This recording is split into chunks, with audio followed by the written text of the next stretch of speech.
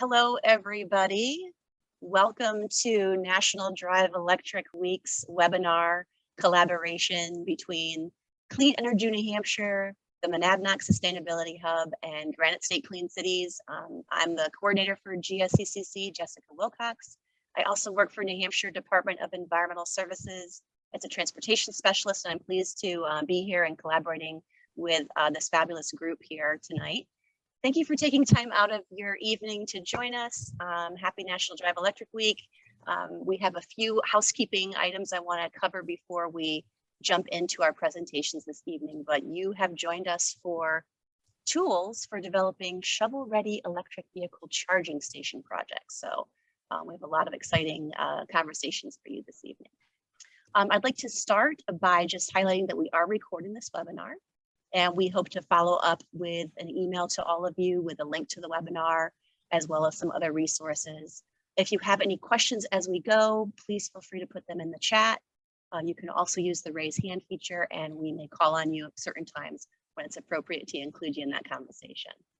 I'm going to pass it over to Josh Singer of Clean Energy New Hampshire to introduce yourself, and we'll go from there.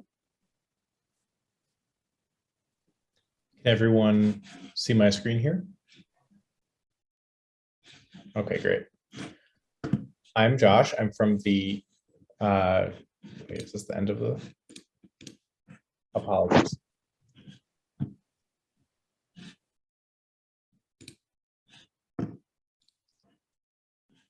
He's juggling multiple things here, so.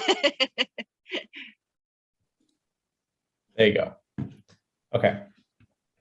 I'm Josh Singer. I'm the program coordinator at Clean Energy New Hampshire, and we'll be talking about developing shovel-ready electric vehicle charging station projects today. We're working with the Granite State Clean Cities Coalition, Monadnock Sustainability Hub, and us at Clean Energy New Hampshire, as Jessica was just walking through. I'm going to give you an overview of the utilities that offer incentives, and then some of the other policies that can go along with that. New Hampshire Electric Co-op is one of the only utilities that offers incentives through their members. They have two types of incentives: the residential EV charging incentives and commercial EV charging incentives. They have one where they will give you a rebate on buying an electric vehicle. There are other states that do similar work. So if you are in New Hampshire Electric Co-op territory, you're thinking about buying an electric vehicle, you can inquire with them to see how much of a rebate you can get while buying one, and that includes leasing a new vehicle, buying a new vehicle, or buying a used electric vehicle. Anything that plugs into your house and works with their system, you can get a rebate on. You can also get a rebate on off-peak charging stations. And that means buying a charging station that can work on their off-peak times. You can get an off-peak rate, so that means that you can get a cheaper rate on electricity for every kilowatt hour that you use through your car. But you can also get a incentive for each qualifying level 2 or larger station, up to $300, or a max incentive of a total of $600, with a cap of 2 charging stations. For the commercial EV charging station incentives, you can do 2 level 2 or larger stations to qualify for an incentive up to 75% of the installed cost, or up to $2,500 total. And maximum available per total property is $5,000. These are some of the only incentives in the state. So if you are waiting for a reason to buy an electric vehicle, going through New Hampshire Electric Co-op is a great way to do it if you're already in their territory. Sadly, here's some of the information from their website here. So you can walk through the different rebates that they have. Just moving everyone's faces around. They are based on different fuel economy, emissions, flexible fueling, and how you relate to their grid. The other utilities in the state don't have these incentives. So if you are in Eversource, Unitil, or Liberty territories, they do not offer incentives through this yet. But as a customer, you have a representative with them and should inquire about why they do not have these incentives and see if you can get them to start developing one. We were working with them to try and get incentives made up, but they have been a little bit stagnant on that topic. So if you're interested in that or interested in working with us on working with the utilities, then let us know. For the federal credits, you have the qualified plug-in electric vehicle tax credit, which is the one that you'll probably get if you're looking to buy an EV. This is a pretty standard, the qualifications are pretty standard. They go from 2,500 to 7,500 based on the battery capacity mainly and the weight of the vehicle. And they're manufacturer specific. So be sure to check which manufacturers still have these incentives available. I know that certain vehicles have expended the incentive rate. So when you're going to buy a vehicle, just check online on the energy.gov website to see which ones are still available, and then you can see how much money you get back. It's really good when you're looking at a new vehicle, and EVs tend to be a little more expensive. If you can get $7,500 back on that vehicle, that's a great incentive to buy one. There's also the alternative fuel infrastructure tax credit, which applies to equipment. So not necessarily electric vehicles, but anything that is alternative fuels. That includes E85, diesel fuel blends, liquefied hydrogen, natural gas. Eligible equipment can get up to 30% of the costs covered, up to $30,000. That would be on the IRS website. So that's more for, I guess, commercial businesses that are looking for different types of equipment to be covered, but is something to look into if you want to upgrade your equipment and get incentives based back on that. Get rid of that. And now I'm going to turn it over to Jessica, who's going to talk more about the Volkswagen credit and other incentives. Great. Thank you, Josh. Just want to share my slides here. Wait, hang on a moment. It was a minimized screen, the joys of technology here. All right, can everybody see my slides now? Yes. Great. So as I mentioned, you have joined us for site host development of EV charging stations. And so I'm hoping we have a lot of interested businesses and towns and cities on the webinar this evening, because we're going to be sharing some great resources beyond what Josh shared as well. We have some kind of exciting things to share with you tonight. So real quick, I just want to kind of get everybody on the same page about charging stations. There are currently 3 different types of charging or levels. Level 1 for this particular webinar, I'm going to assume everybody kind of knows you can plug that EV charge or that electric vehicle into a standard 3-prong wall outlet.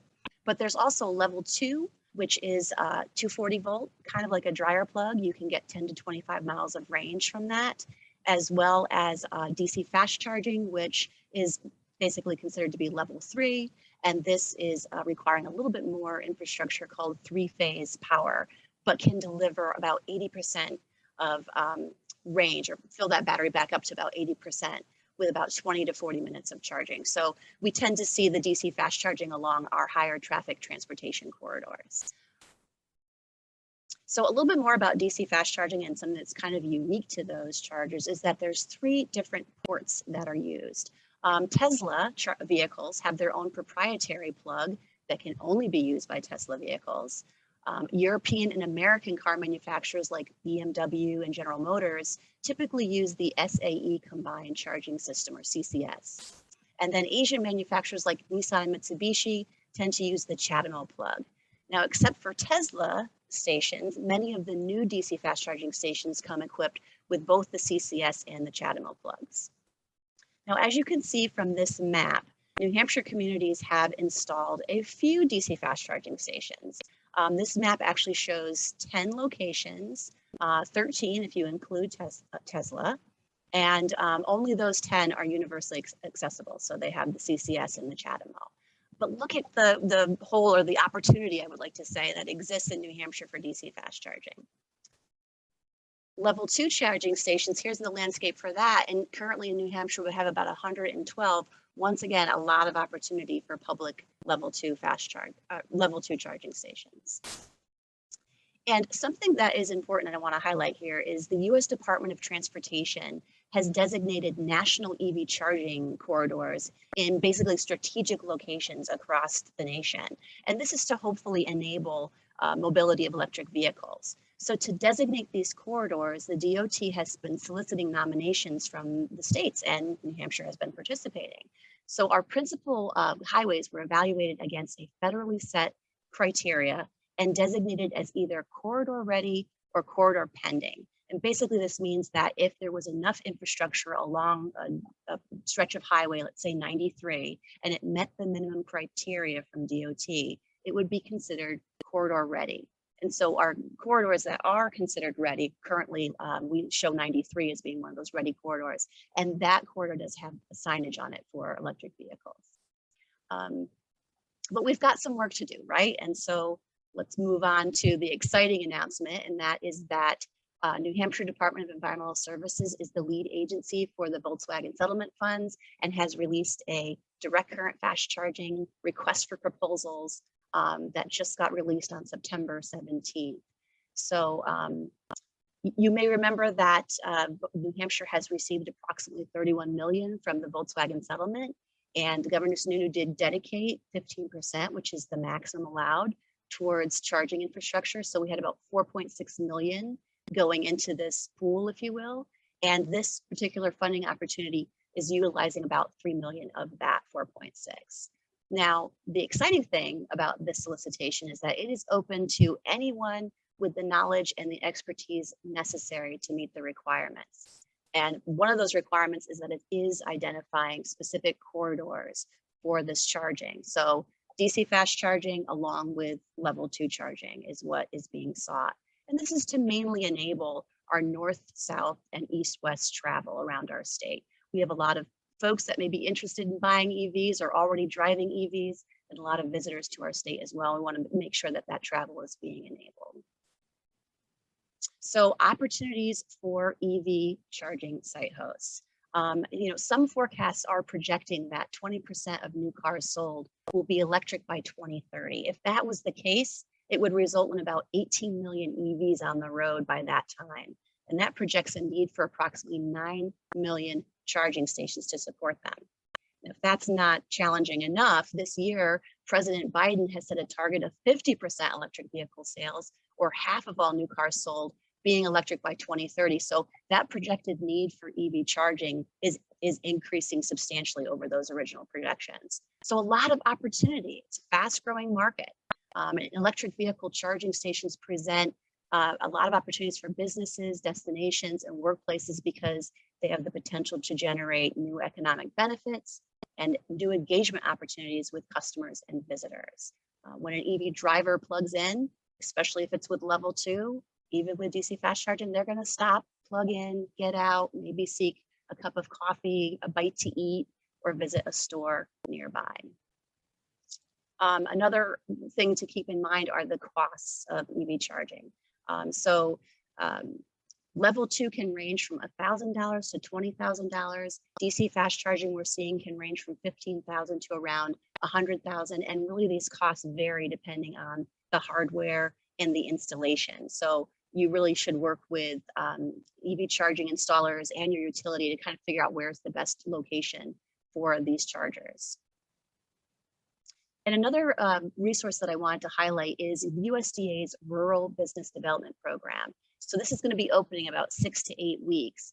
And an EV charging project could be eligible for funds if the applicant can draw a line to vehicle charging stations helping to create or retain jobs. So if you're interested in learning more about that, please feel free to shoot me an email about it. And now one thing I want to highlight is Granite State Clean Cities Coalition, which is the coalition that I coordinate, is supported by the Department of Energy. And the Department of Energy has some amazing resources to support alternative fuel and electric vehicle projects. So for example, if you are looking to install an EV charging station and you have some technical questions, feel free to reach out. I can connect you with our tech response team, and they're happy to help support that. And last but not least, this is National Drive Electric Week, and Governor Sununu did sign a proclamation dedicating September 25th to October 3rd as New Hampshire's Drive Electric Week. So we're excited to be here and to promote driving electric in our great state. And now I would like to introduce our special guest presenters from the New England Renewable Energy Company, Revision Energy. With us today is Barry Woods, Director of EV Innovation, along with his master electrician, Josh Baston, who will guide us through a play-by-play for developing an EV charging station project. And I just want to mention, we will be taking some questions at the end, so feel free to type them in the chat as you go or use the raise hand feature and we'll call on. Barry, over to you. Thanks, Jess. I'm going to try to set up my screen share here and hopefully get that going.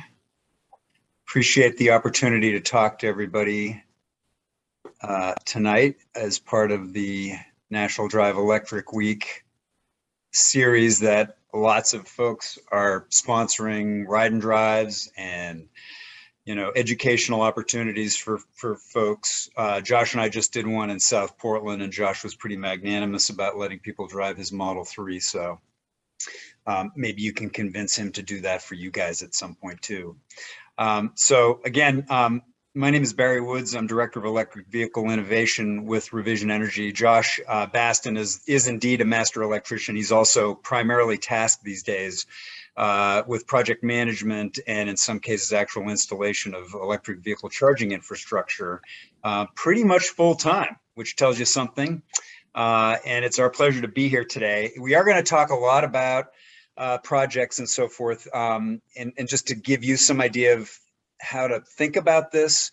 And I think Josh and I, our intent is to tag team, particularly on some of these slides where probably he and I have somewhat different perspectives and certainly technical background. And I think the intent is to keep the Q&A also, with fairly robust, to give folks particular opportunities if they want to ask questions about projects or anything else that comes out of this.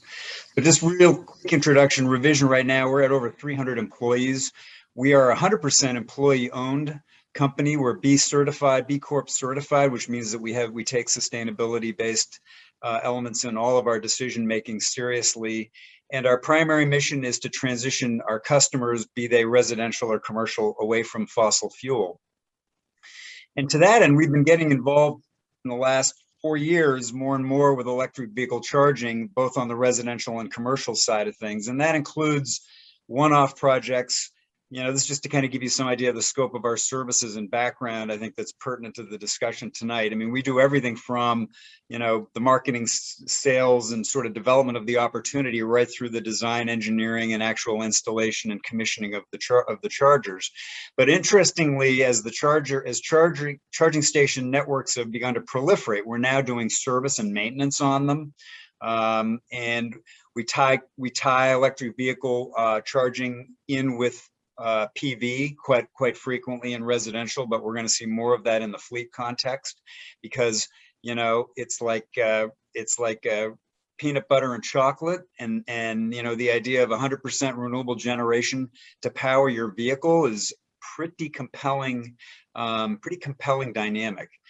We do a lot of this type of presentation for educating folks, and we're also getting involved in some of the energy side of the vehicles, which includes storage, bi-directional charging. We're talking to folks there, medium duty, heavy duty fleet. We're about to start, hopefully at some point in the next 4 months, charging infrastructure for transit buses that Portland Metro in Portland, Maine has purchased. So we're doing the high amperage, high voltage for 40-foot transit buses manufactured by Proterra at a number of their transit hubs. We also just recently installed 4 ports, 2 dual pedestal smart chargers, charge point units on Green Street in Concord within walking distance of the Capitol. And that's really our first opportunity to own and operate chargers. And we're doing that both to kind of get an idea from our standpoint, if there's a business model that works for us to maybe continue. But also it helps inform our experience when we're talking to folks like you, in terms of what works and what doesn't from the business model. So, it's a sort of a living laboratory opportunity for us to not just talk the talk, but get more data. And that's in conjunction with the state. And just to give you an idea of what these projects look like, we've got a couple examples. The one on the left is a charge point unit from their CT 4000 series. That's similar to the ones on Green Street, only those will have 2 ports. That one on the left is a Portland City Hall. The next one is DC fast charging, also with a charge point unit. These are 50 kilowatt units that are on the main turnpike. Third one from the left is an EVgo DC fast charger. Shows you what Jess was talking about with sort of the 2 connectors on one unit so that they can handle either of the CHAdeMO or the combo standard. And then lastly is a cluster of level 2 40 amp chargers, basic chargers that LO Beam put in.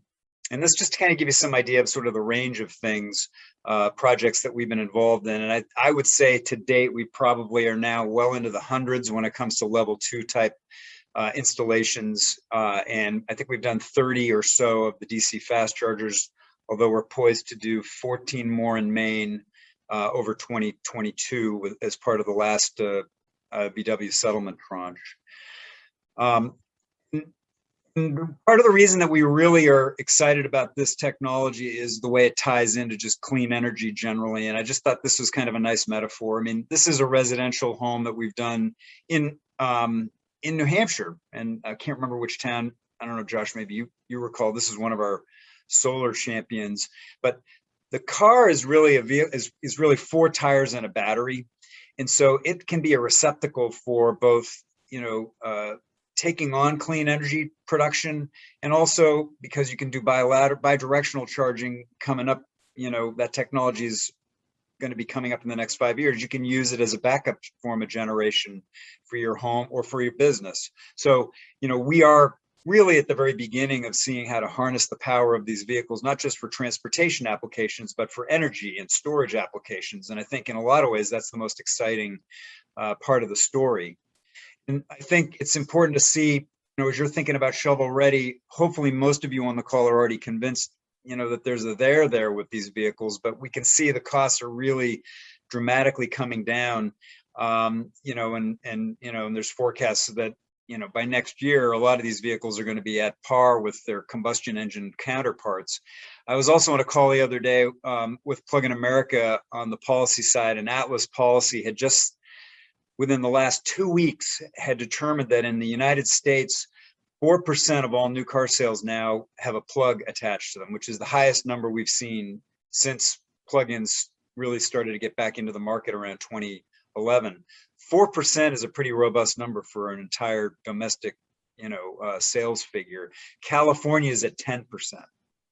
And so it's coming. We're not where Norway is, which I think is somewhere like 80%, but we are, obviously rapidly, approaching a point where these are going to be much more common. And as you, in the commercial, in a commercial venture or, destination host, capacity, need to start thinking about, what are shovel ready projects. And just did a nice job showing all the opportunity in New Hampshire. The only thing I would add, the slide shows how New Hampshire is kind of surrounded with Maine and, and Vermont and Massachusetts with a lot of white space. But as you think about putting charging in, we use PlugShare to help us locate chargers. And, you can take a look at PlugShare. It's a phone app and it's on your desktop to see where the charging resources are near you or where there aren't any, to also help motivate you, to see what the opportunity and the usage level might be for whatever the location that you're at. So we use that as a tool. And we think about what attracts folks to do these projects. Typically, it's been the incentives, which Josh went into in a lot of detail. And then, there's a variety of other things. I think the second probably most compelling attribute that attracts folks is, the clean energy, the sustainability elements to charging. And so if your business has any elements that match any of these benefits, if you want to attract drivers because you're a hotel, you want to continue to support your green team, you just have an interest in technology because you're big pharma or you're maybe a tech company, all these reasons I think are good ones for you to think about putting in charging resources. And we do a lot of commercial applications that include retail, hospitality, public charging at surface lots like we did in the Green Street. workplace, multi-unit dwellings. I mean, and there's a short list primarily in Maine of ones that we've done, that include law firms, private schools. I mean, any place that cars, sit for any period of time. And we'll be talking primarily about level 2s tonight. You need about an hour to 2 hours of dwell time to get, 20 to 40 miles of range recovery for level 2s typically. But, cars sit around most of their life expectancy. And if you have a venue that has cars that are parked there for even an hour, that is a potential place for you to put charging in to attract drivers. So it's a pretty broad brush in terms of, who might want to put in chargers, and obviously everyone has access to electricity. So it's a much different game than gasoline for that reason. And Jess talked a lot about the charging, basic charging. I'm not going to repeat it, but I think what we're finding is from the majority of charging type situations, level 2, the middle one in green is probably the most common one that we do. And level 2, the sweet spot is 40 amps per port. It can go up to 100 amps per port, which translates into about 20 kilowatts per hour, which translates into about 60 miles of range recovery on the high end. The level 2 40 amps are probably, 20 to 25 miles of range recovery for the average vehicle that can use them. And so that's really kind of a good sweet spot. And it's also a lot easier to find level 2 than, DC fast charging requires 3-phase, and Josh has done a whole bunch of those. But I don't know if you want to talk a little bit about the charging, Josh, about just sort of the general impression between the levels and, on the installation side in terms of complexity. Happy to have you chime in here. Sure. Yeah, actually, this is a good slide, and I think we've talked a little bit throughout about the huge range in prices of installed chargers. So I think it's important to recognize that, and there's reasons to be at one end of that range or the other. This slide here is showing not the installation costs, but the actual charger hardware costs. And so one reason to be at the high end of that range might be a really awesome touchscreen user interface, because you're going to have a lot of people using this charger. You want it to be really easy to use. You want to have a great management platform where you can figure out how to set charging rates and, extract revenue from the charging install. At the lower end of this is the I want to have charging, but maybe I want to have charging because it brings customers into my restaurant or my brewery to sit there and spend money. So I don't want to charge them for the charging. I just want to have that capability, have a very simple, no payment processing charger. So there's this range, and then there's also the range of install, which is, something maybe we can get into some specific questions later, but I always like to look at a site and think there's a lot of places we can put chargers, but where is going to be the most cost-effective place, and where is going to give us power, not just to barely get what we need for a charger or 2 or 4 today, but for more chargers in the future when all of a sudden 5 years down the road, those chargers are full, you want to add more, and we don't want to start from square one. We want to have thought about that future expansion when we did the first install. And I think, when you look at the charging levels, there's some nuances here. A lot of times folks want to use existing electrical capacity, which, you may have some, or you may have very limited ones. And that may be sort of the rate limiting factor in what you decide to do in terms of providing charging resources.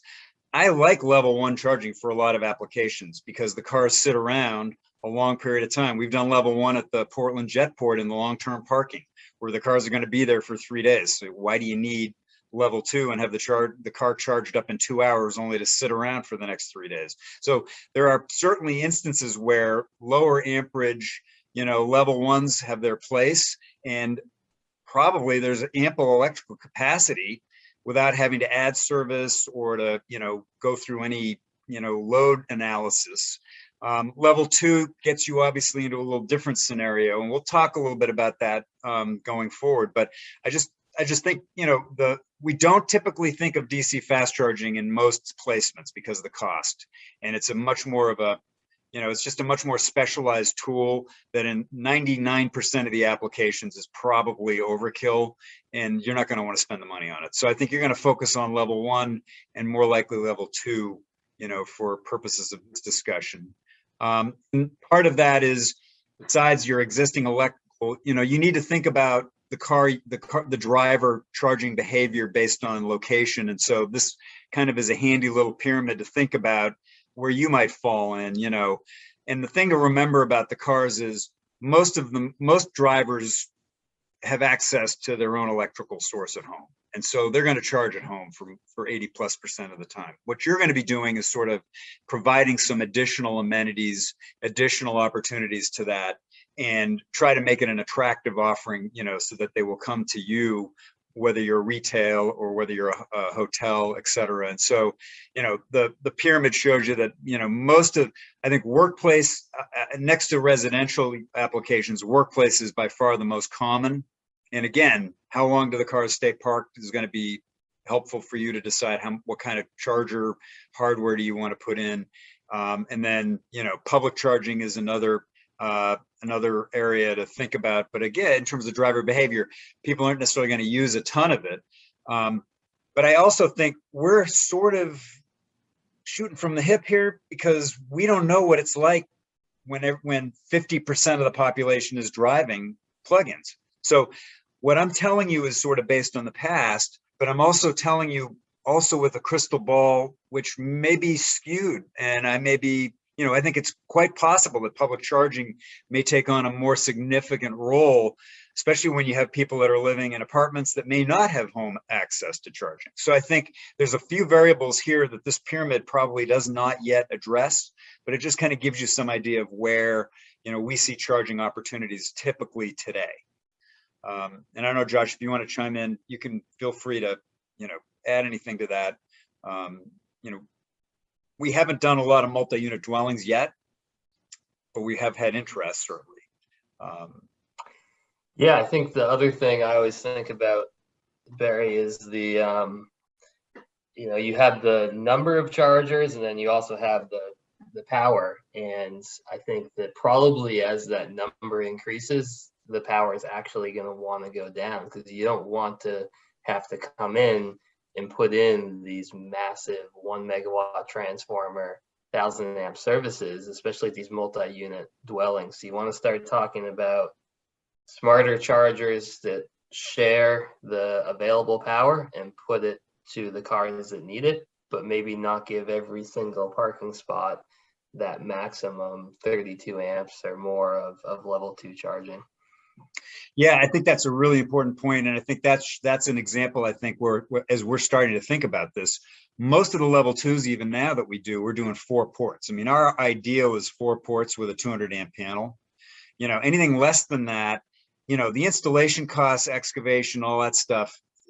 You're gonna spend money, to put 1 pedestal in, and you should be thinking about putting more than that in, especially with the usage rates, hopefully, that we're going to be seeing. And so it goes to scale and it makes it more cost effective on a per port basis. But to Josh's point, I think, we don't know what it's going to be like to have 20 chargers in a public parking lot. You don't want to have dedicated charging to each. You want to have some way to intelligently dole out the electricity to meet all the drivers' needs. And that's a really interesting area. Glad you put that, Josh. The other area that we always have spent time talking about, besides the charging level 1, level 2, and so forth, is what type of technology. And Josh touched on this a little bit, but we see 2 types of chargers, most common in northern New England. And really it's about utilization. So basic charging is like as a plug and play, no energy data collection, no access control with credit card or what have you. I mean, there are ways to control access mechanically, but very inexpensive type chargers. They provide 40 amps, just like smart chargers do. They're just a lot cheaper hardware. You have to pay for the electricity. So there's a little bit of, need to figure that out. But electricity is pretty inexpensive. It's like $1 an hour. And so if you're not getting a lot of use, this might be a way to start. And then as use increases, you can always think about switching it over to smarter chargers down the road. So good sort of cost-effective entry level into the charging world where you don't know what kind of use you're going to get, or you suspect it's going to be low use for a while. And it avoids some of the upfront costs that smart charging is necessarily going to require. I don't know how you feel about basic charging, Josh, but I've always liked it for a lot of applications. Yeah, I think it's great. And I like your note there too, that you can always remove the basic charger and replace it later with a smart charger. Because so much of the cost of, pretty much all of the install cost of these charger systems is getting the power from where it is now to where we want to charge, whether that is an existing electric panel or it's a new service from overhead power at the road. So once we've done that cost and that power is at the parking spot, maybe it does make sense to just start with the basic charging. And if you start seeing that utilization creep up, and you start to think, well, I'm paying more for electricity and maybe I want to turn that into actually a revenue stream, that's when you just look to swap out this basic charger for a smart charger. Yeah, we've done that. I mean, I know we've had a couple basic chargers that, they went from $15 per port per month to 300. When you start paying 300 on electricity per month, it's probably a good time to start thinking about the next thing, smart charging. So, as an example, using the ChargePoint level 2 pedestal, really sophisticated touchscreen. We've got these at the Green Street location in Concord. These provide you with, from a owner operator standpoint, a dashboard that allows us to see how much use has occurred, what the average amount of kilowatt consumption is per charging episode. We can bill per hour, we can bill per kilowatt hour, lots of flexibility. It self-diagnoses if it has an issue. This is really, the most sophisticated level 2 that I think you can get involved with. And it has its place, certainly, particularly in high use environments where, yeah, it costs more, but you're going to get a lot of use. You need to control driver access. I think for public charging opportunities in particular, it takes care of a lot of that. I mean, you can reserve your time at the charger with the online app. It's a pretty serious piece of equipment. So, Josh, I don't know how you feel about these. I think you like installing them, don't you? Yeah, I mean, this particular unit, I think, is a very well engineered unit. And I think, just like you said, it's kind of, it's based on what kind of user experience and also what kind of owner control and capability you're looking for. So I thought it would be good, in keeping with the shovel ready theme, to kind of give you guys a really bad picture of our site evaluation so you can't copy it in your mind, but we know it by heart, so we can kind of walk down through it. But this is what happens. You call us up and say, hey, we're interested in putting in chargers. Maybe you think you have an idea of what you'd like. Maybe it's a great idea. Maybe it needs to be tweaked a little bit. And then we go out to the site. And I don't know, Josh, maybe you can kind of walk down through this a little bit to sort of give people an idea of the kinds of information we look for, the kinds of issues that we typically, encounter that are both good things and bad things. Sure. So I think just kind of starting at the top on the left-hand side, first thing is the project goals. Just how many chargers are we looking at? What type of charger? This is where we would discuss with the charger host or owner, what are their goals for charging? Why do they want to offer electric vehicle charging? And at least that gives us the numbers. And I think for the purpose of this, we'll assume these are all level 2, because I think that is, as Barry said, that's the right fit for most locations. So then we jump into the electrical information. And this form here is mostly based on existing electrical. And that's always the right place to start. What do we have for electrical at, let's say we're at a small grocery store, what do we have for electrical capacity and where is it in relation to the chargers? Because those are important pieces in both the feasibility of this site for chargers or also just the cost.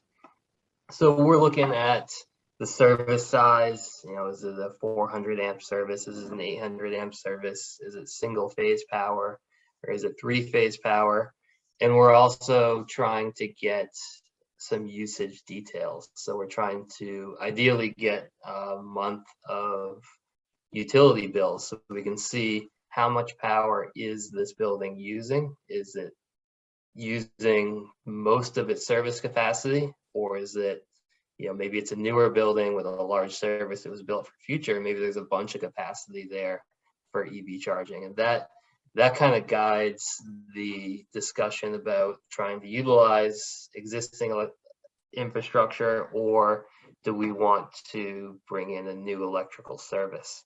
And we've really found in a lot of cases that just from a straight cost benefit, starting to look at bringing in a new electrical service just for these EV chargers can be a great way to get electricity right where we want it from existing overhead lines, and then also really control what amount of capacity we want to put in. Do we want to put in a 200 amp service just to provide power for 4 chargers now, or do we want to put in a 400 amp service that's going to do 4 chargers now but has all that infrastructure in place for the next 4 chargers? And you find that varies much utility to utility in terms of that analysis, new service versus existing service cost? There's small changes. The way various utilities price services and the way they change pricing between single phase and 3-phase changes a little bit. And so a project that's on the fence might go one way or the other based on the specific utility. But I think a lot of times, especially when we think about our old, heavily renovated New England buildings, they might not have a lot of electrical capacity. And so looking at this, this new service can be a really, kind of best case, I think, for the project. The other thing I would just add to this is that there is this utility rate design that involves demand charges, which varies depending on the rate class that you find yourself in. And we have seen instances where even with level 2, that the demand charge can be fairly significant, and it can actually be a prohibitive issue. And I think we're trying to analyze each of the utilities in all of our service territories to get a better understanding of what triggers demand charges. Would a new service help avoid that? Would tying into an existing service, help to avoid them? I think that's another angle. We are still trying to figure that out. I think there's probably some variation from utility to utility, but I think it's important to be aware, and you can get around it a little bit with power sharing. I mean, there are ways to calculate around and use the technology that's available to eliminate the risk, but it is something that, is part of the electrical consideration. Yeah, that's a really good point, Barry. Conduit. You want to say anything about conduit runs? Yeah, well, I think that, this piece ties a little bit into the service too, because we're looking at where is power now and where is it in relation to where we want to put the chargers. So, is it going to be a conduit run that's just through softscape grass and light landscaping 30 feet back to the building? That sounds pretty reasonable. Or is it a conduit run across 75 feet of paved parking lot? Like, that is doable for sure, but it's certainly a much more expensive proposition. And I think a lot of those instances is where we start to think, well, okay, if the building power is through 75 feet of asphalt, is there utility power that's closer and it's going to be more cost effective to bring in the service? And we can do wall mounts sometimes if it's if they're proximate to the parking area. I mean, a lot of these chargers have 20-foot cords, you know, or even longer. If you can get away with a wall mount without crossing a sidewalk, et cetera, that's one way to keep the installation costs down. But I think the majority of the time, that's not a real viable solution for a lot of placements, particularly substantial parking areas, and we end up doing pedestals. So that's where those conduit issues, I think, can be particularly pertinent to the overall Hey, cost. Barry, can I jump in for 1 second? Yeah, And sure. one thing I want to add too about conduit that we generally will advise interested site hosts, and I even see I think a comment in the chat about it, is that the cost of excavation is a lot less expensive if you think about that conduit when you're actually doing new construction, as opposed to waiting until you have a paved parking lot and then thinking about adding EV after the fact. So just want to highlight that point. And thank you to Bruce Norland, who added that in the chat. And also Brett Sherrington has his hand raised. Brett, do you want to unmute yourself and ask your question? Yes, thank you. And this goes back to what Barry was saying before he moved on to the whole conduit thing. And it's referring to the demand charge on three-phase and commercial supplies. And I saw something recently on charging pedestals with built-in storage, so that you can actually charge up a on-site battery during the wee hours of the morning when the charges are much lower, and then use that power to charge during the day when the prices are higher. And I would just like you to comment on that and what the availability may be for that. Thank you. Yeah, no, that's a good point, Brett. And I think, it's been the biggest issue with storage applications with chargers has been the cost per kilowatt hour of the battery. And I think as that gets more and more competitive in terms of price, I think you're going to see much more creative applications of it, particularly with chargers like level 2 chargers, to alleviate any risk of demand, because there's ways for them to communicate and know what how to anticipate peak and so forth. So I think it's a viable solution in the long term. We actually have a charger, a DC fast charger, that's manufactured by a company called FreeWire, that has batteries built in and uses single phase trickle charging. So you don't even need 3-phase, which eliminates potentially a large cost element of the installation. And frankly, in a lot of rural areas, there may not even be ready access to 3-phase in the first place. So that's, I think, an example of the principle that you're discussing. And it's a good, I think it's a good application for specific needs. But as the battery prices go down, I don't see any, I think that it'll be much more of a common application, to the extent that the utilities don't respond meaningfully in their demand charge rate design to the needs of electric vehicle charging. I mean, that's an issue front and center, particularly in the DC fast charge world, at most state public utilities commissions. But we see it, we've seen it in New Hampshire. Derry, New Hampshire, had to unplug 4 of its level 2 chargers because of the demand charge rates that Eversource was imposing. And that's an example of a problem that needs to be fixed. So anyway, that's a good question, Brett. We can keep going. I appreciate, I mean, if there's questions that are really pertinent, absolutely interrupt as we go. I mean, I was thinking the only other things in terms of site prep that we run into commonly are the need for signs, which could include designated parking signs as well as directional signs. In New England, bollards, especially with snow removal, I think are really important for pedestals, not wall mounts, but for pedestals. We used to be pretty excited about stenciling on pavement to show that the almost like a handicap notice of the use of the space. We're not as excited about stenciling in New England anymore, because I think that between snowplow and sanding, I mean, they look like crap within a year. They're expensive to do, and they don't seem to be a good long-term solution other than signage and just monitoring behavior. So those are other elements, sort of accessories that we, that we look for when we're on site and things. Cell signal used to be a big issue when you were doing smart charging. I'm not sure it's as big. I mean, it may be big in certain more rural locations, and we would definitely need to measure, decibel receptivity, et cetera. But in most of the more populated parts, I'm sure, of southern New Hampshire, it's not as much of an issue now as it once was. So I don't know if there's anything else to highlight here, Josh. I think that's right. We're still having trouble in Jackman, Maine, getting cell signal on those chargers, but otherwise, much of Maine is covered, and I think much of New Hampshire is as well.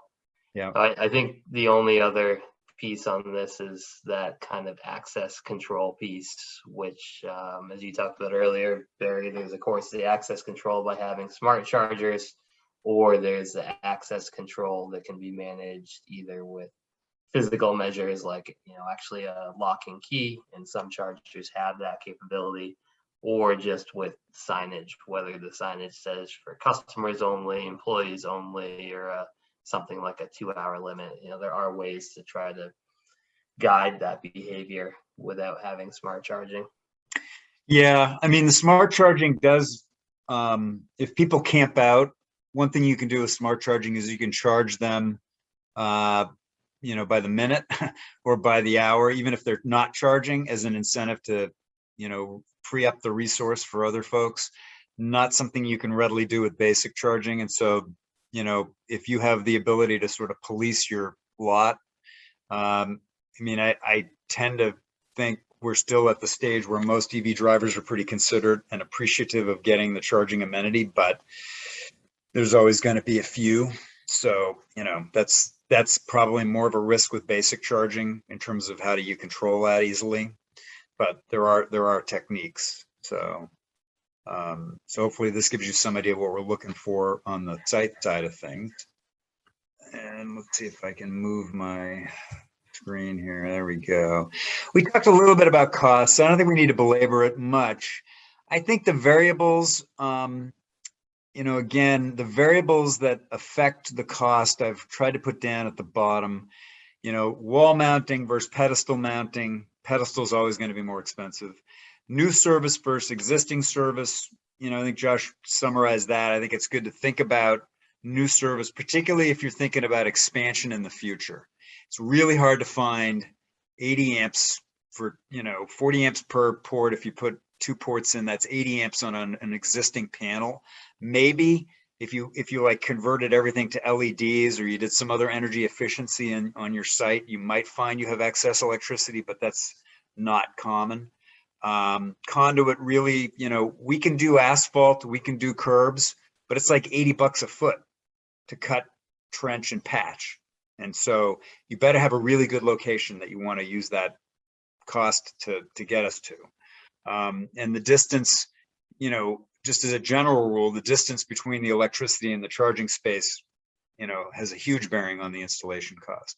So I think those are kind of the principles that I would look at, because it really tends to be pretty variable in terms of the installation cost, site to site. There's always going to be something unique about each site. So even if we can ballpark it, you're not going to really know until you get out there.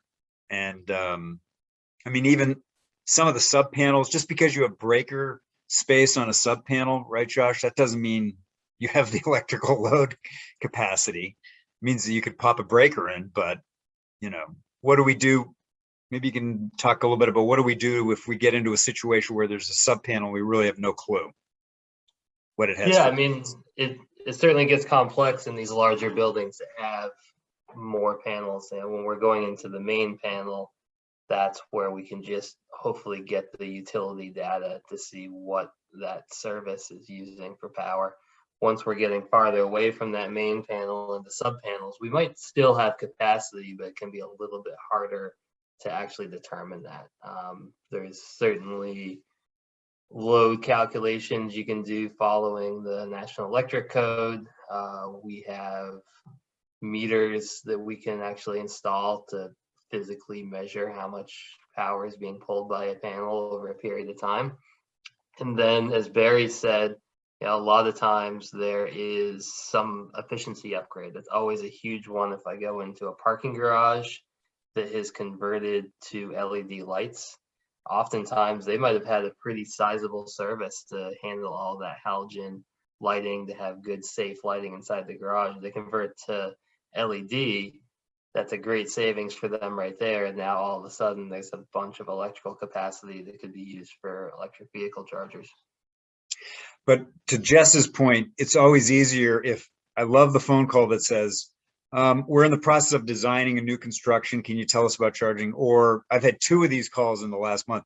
We're redoing the surface lot, and we figured if we're going to rip up all the asphalt, we may as well put some chargers in. And it's like bing, bing, bing. I mean, that is precisely when you want to throw conduit down, whether you know you're going to use it, you know, in the near term or not. Perfect opportunity to actually save yourself a bucket load of money compared to retrofitting. So, and then Josh covered this in his part of the presentation about incentives and stuff. We have a website too that we try to populate pretty frequently with incentives. Incentives help a lot. I think the installation make-ready incentives that we see a lot of utilities doing. I mean, New Hampshire Electric Co-op certainly is an example in New Hampshire of a pretty supportive utility. But I think Eversource and Liberty will get there.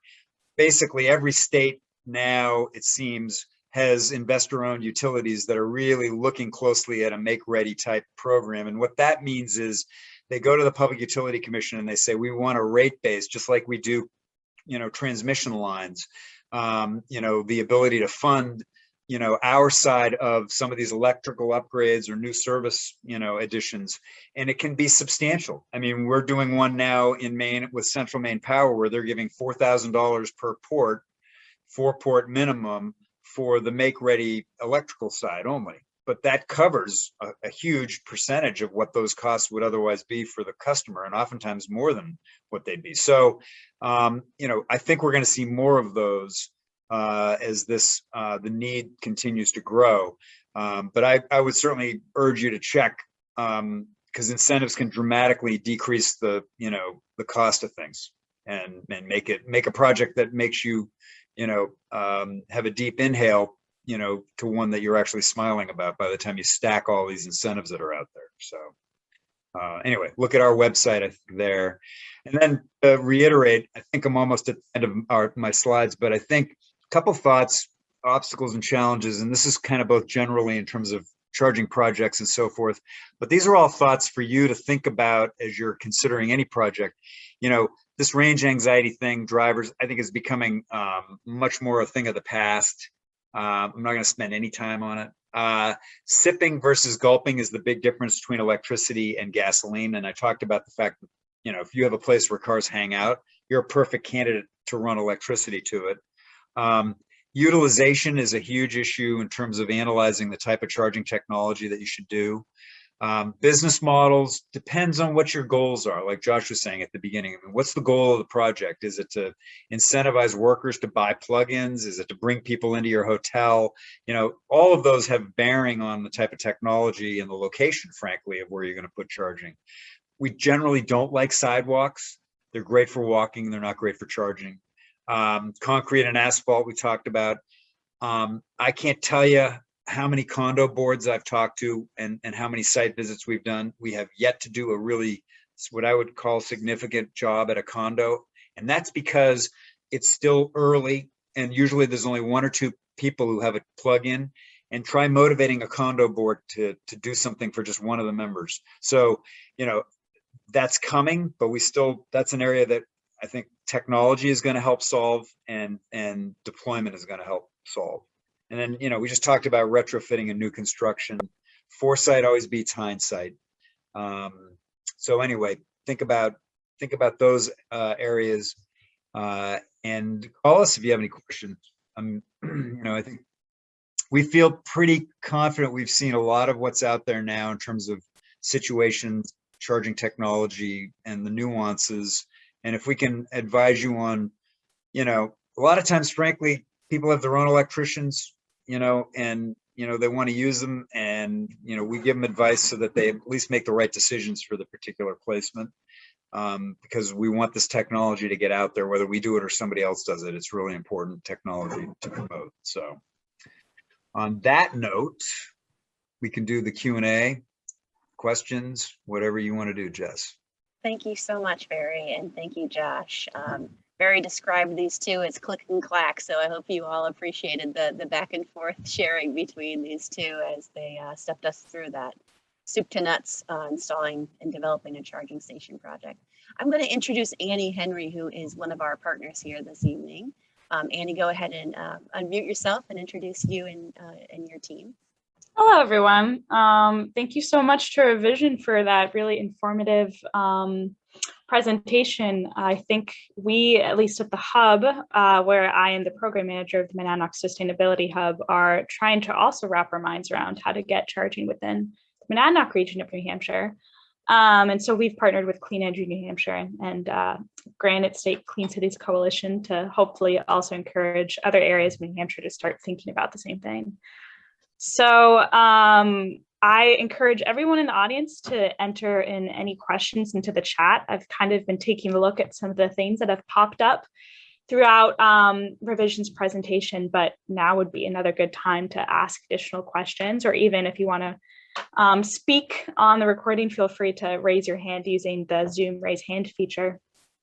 I'll start off with a couple ones that came up, and there were two somewhat related questions that were along the lines of, if you're a town and you're trying to think about the best places to put a level 2 charger, is that whether it be based on electricity capacity or just primary spots that would be good? Are there companies, is this something that Revision does, that they'll start the work not just from a specific site location, but also kind of mapping out where the most ideal locations within the town would even be? Consulting, is that sort of like a consulting question? And, you know, I think states, particularly when it comes to DC fast chargers, have developed some tools. There's a tool with, is it TCI? I can't remember. There's a Georgetown, I think, university-based tool that helps with siting for gaps and stuff for the DC fast charging, which is obviously a more expensive technology. And so really there needs to be some thought put into where strategic locations are going to be for maximizing use and investment. Level 2 has not been, I think, had that level of granularity in terms of, how to systematize placement.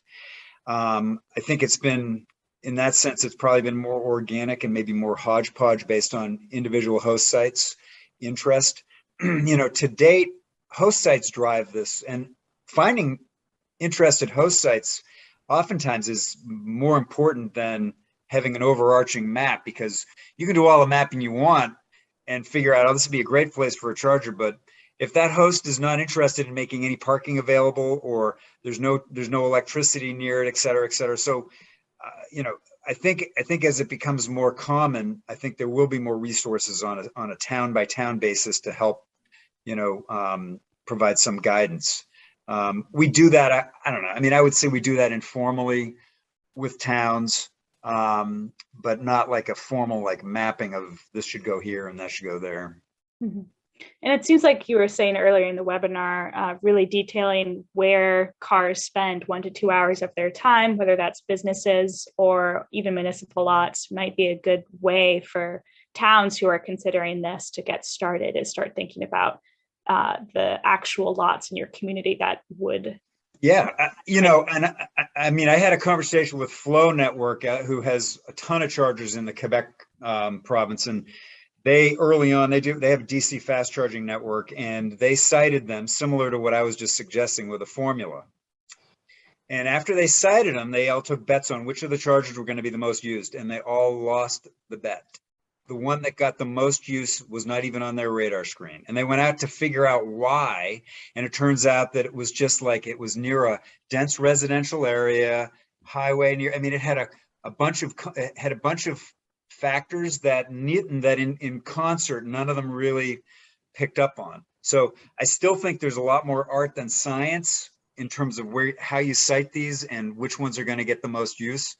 And as I said, when 50% of the cars have plugs, I don't even begin to want to suggest what that's going to mean in terms of placement. Just that we'll need a lot of them. Yeah, I think it's important too, looking at some of those maps we had up earlier. I mean, right now, just look and see where there isn't charging. And if you're in a town where there's not a charging resource locally and you want to put one literally anywhere, that's going to get utilization as people are passing through and they see that you're the charging resource in that area. Yeah, and I don't mean to imply that it's a blind, toss of a dart. I mean, I think if you look at, northern New England, Maine, Vermont, New Hampshire all have a huge tourism-based economy. And I'd start by thinking along those lines in terms of, where do you want to attract drivers? Because as I said, most New Hampshire residents are going to charge at home. The people who don't have access to home are going to be the tourists. And they're also the ones who you rely on for a lot of economic development. And so I think siting in some ways in all three states probably needs to be taking into account those types of tourist-based activities, destinations, and things. Great, thank you. Another one in the chat. In a recent test of road tripping using DC fast chargers, there were majority of the DC fast chargers were found to be inoperative. Do you see maintenance improving in the future as more chargers are installed? Yeah. Go ahead, Josh. You do the repair work. Barry, I don't know if you've seen that study. I've certainly encountered DC fast chargers that don't work. I think the study, if I'm not mistaken, I'm not sure I've seen it. I think I've heard of it. I think it in particular was focused on Electrify America, but I think they did a bunch of, I think they looked at a bunch of the charging networks to see about reliability. And, I think that some were better than others, and that's probably a function of the state of development of the technology as much as anything else. And I think it's just going to continue to improve. I know when I'm on a trip, I always try to look at PlugShare to see if there's any comments that say, is this charger down before I get there? Because I think that there's still probably, the problem right now is there's not enough of them. And so if one is down, it's much different than if there were 200 of them around, you could easily go to the next one. I think that the scarcity amplifies the issue, which I think that's probably going to be moderated in the future as there's just greater density of them. I don't care if one's down if there's 4 others there. I mean, I can be patient, but I'll tell you when I can't be patient is if I've got 50 miles to go, it's getting dark, and I've got 10 miles of range left, and I'm at the last charger that I can possibly get to for fast charging, and it's down. That's when bad consumer feedback occurs. Thank you, Barry. Bruce Norland, I see you have your hand raised. If you want to ask a question. Yeah, I was wondering about the ratio of DC fast chargers versus level 2 as far as the cost is concerned. I know with the Volkswagen RFP funds, level 2 chargers will go a lot further. You can have more chargers at a site if they're level 2 versus DC fast charging. Yeah, Bruce, it's just a different animal. I think if we were all patient, we'd never have DC fast chargers. The problem is that we have a gasoline model that has habituated us to believe that we should be able to fill a car up with fuel and leave within 10 minutes. And that's a consumer experience that, any new technology for it to be accepted has to be, I would argue, a lot better than the pre-existing technology.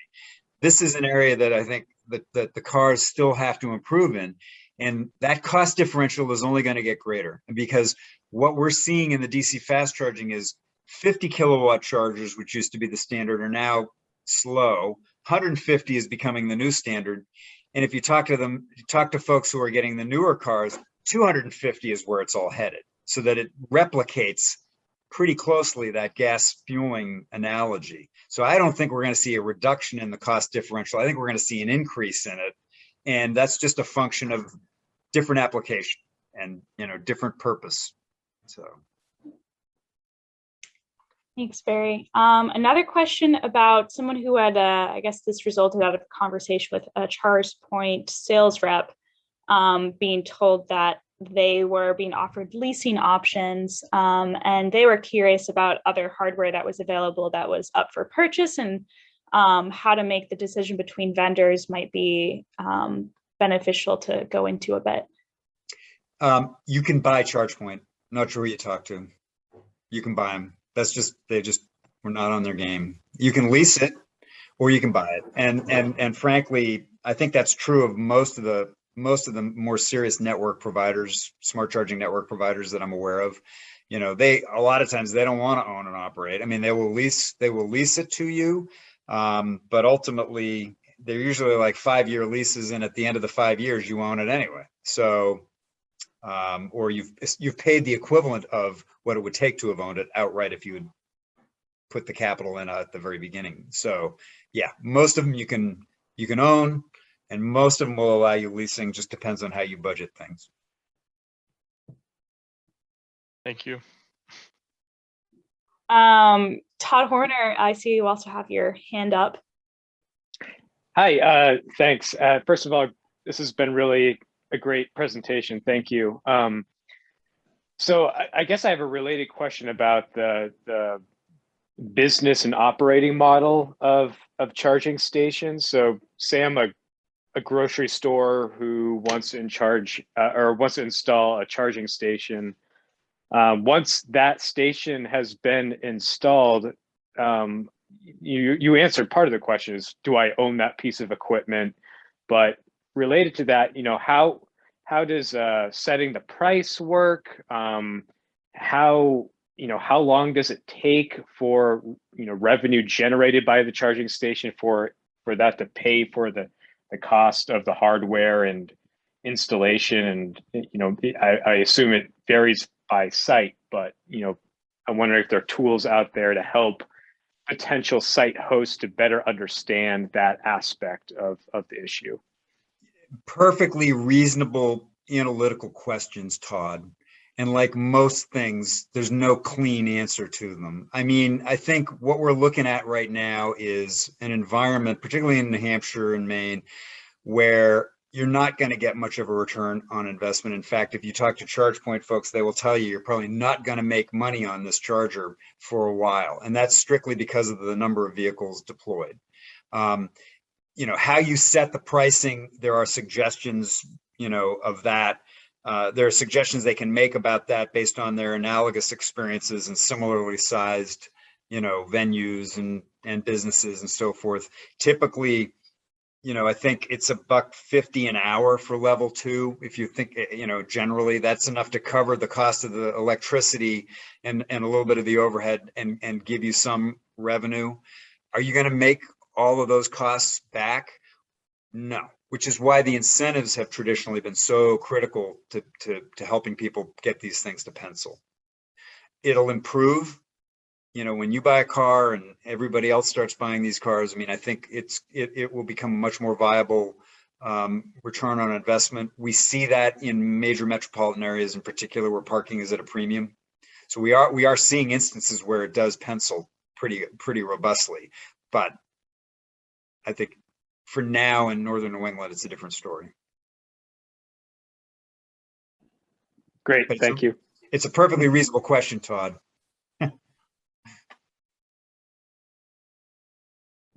There's also been some conversation in the chat about, this is a bit more related to how it impacts EV drivers, but could you explain if there is much of a difference of the impact on the battery depending on the level of charger that's used?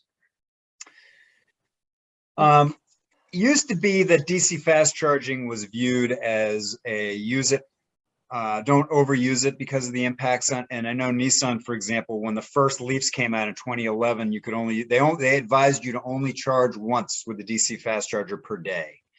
But I think that's changed as the battery chemistry continues to increase. I'm not aware of any data that says, you know, level 1 is more beneficial to the battery. I mean, I've heard some folks suggest that level 1 is better for the battery, but I'm not aware of that as a compelling argument to use level 1. So I confess that I don't have as much information on that particular point. My experience though has been that the battery technology seems to be improving, and the manufacturers, are allowing more broad use, which is why they're going to allow bidirectional charging at some point for non-transportation applications when they have confidence in the batteries. Okay, thank you. Any other questions? Or Jessica or Josh, I don't know if you've noticed any questions in the chat that I've missed. Bruce Norland, do you have your hand up again for another question? Yes, I was just thinking about people who own secondhand electric cars, who may not be able to afford a new electric car.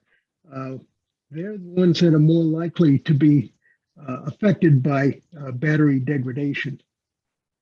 Anyone want to comment on that? I don't think there's a big used market yet, Bruce. I know that Efficiency Maine had started a used vehicle rebate and they haven't had much success. And I just think that's a function of the lack of inventory when it comes to plugins. I think the next generation that we've currently have out there that are 200+ mile range, all battery electrics, that's a different animal than the earlier versions. And I think that the used market probably valuation is going to reflect that, those probably have a more robust resale value, et cetera, and they're just more functional.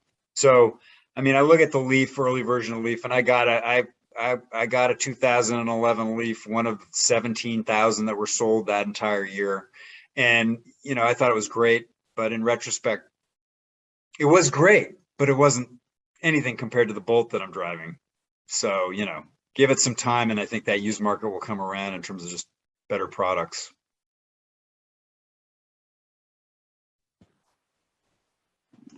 Well, thank you guys. It looks like we are kind of wrapping up here. Annie, I don't know if you see any additional questions in the chat, but I'm not seeing anything. And obviously happy to give the floor to anyone who might have a question that they feel didn't get answered this evening, or certainly feel free to follow up with one of us after the call. We really appreciate you guys taking the time to join the call, and Barry and Josh, thank you so much for your insights and expertise. I know it means a lot to everybody here tonight. Our pleasure. And check out driveelectricweek.org to see if there's a ride and drive event. Yep, we know that Yeah. Exeter and Nashua are doing in-person events and will likely have vehicles there for test driving. So feel free to check those out. driveelectricweek.org. Annie or Josh, any final comments from either of you? No, thank you so much for attending, and thanks again to Barry and Josh for taking the time this evening to talk to us about this. Thank you everyone for being here. Our pleasure. All right, everyone, I think we'll be signing off, and this webinar recording will be included in a follow-up email if you'd like to listen in and see yourself on screen, along with some other resources. But you know where we are, so feel free to reach out as you guys go forward, and hopefully this will result in some future shovel-ready projects. So thanks again. Thank you, Jess. Thanks, everybody. Thank you. Bye.